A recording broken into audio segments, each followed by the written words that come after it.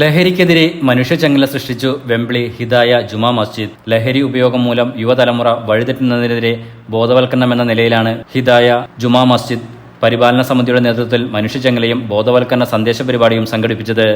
മസ്ജിദ് president K ഇസ്മായിലിന്റെ അധ്യക്ഷതയിൽ ചേർന്ന യോഗം ഇമാം സഫ്വാൻ അൽ അദനി ഉദ്ഘാടനം ചെയ്തു. സമൂഹ നന്മ നഷ്ടപ്പെടുന്ന ലഹരി തുടച്ചുമാറ്റാൻ യുവതലമുറയിലേക്ക് സ്നേഹം നൽകണമെന്ന് ഇമാം പറഞ്ഞു. അതല്ല, റെയിൽവേ സ്റ്റേഷനിലൊക്കെ ആളുകളോട് പിച്ച തണ്ടിയിട്ട് 500 100 ഒക്കെ എരന്നു വാങ്ങിയിട്ട് അദ്ദേഹം മദ്യത്തിന് അടിമയായിപ്പോയി. ഏതായിരുന്നാലും ഒരിക്കൽ എൻ്റെ സുഹൃത്ത് ഇദ്ദേഹത്തെ കാണാനിടയായി.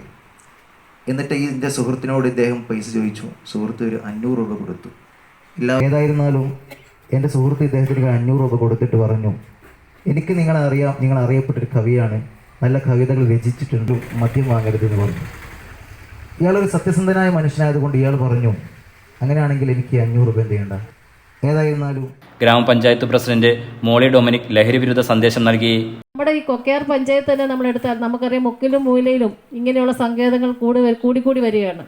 എത്ര ശ്രമിച്ചാലും ഇന്ന് ഞങ്ങൾ പറയുകയായിരുന്നു, നമുക്ക് ഓരോ വാർഡിലും ഒരു ക്യാമ്പയിൻ വെച്ച് നടത്തണം, എങ്കിൽ മാത്രമേ നമുക്ക് ഒരു പരിധിവരെയെങ്കിലും നമ്മുടെ കുട്ടികളെ നമുക്ക് സംരക്ഷിക്കാൻ സാധിക്കുകയുള്ളൂ.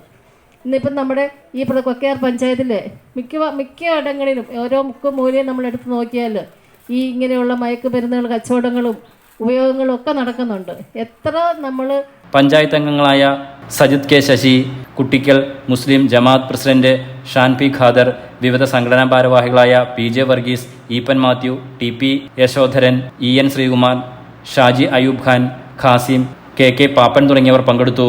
പരിപാടിയോടനുബന്ധിച്ച് ഇഫ്താർ സംഘവും ഒരുക്കിയിരുന്നു. Enlight news Wembley.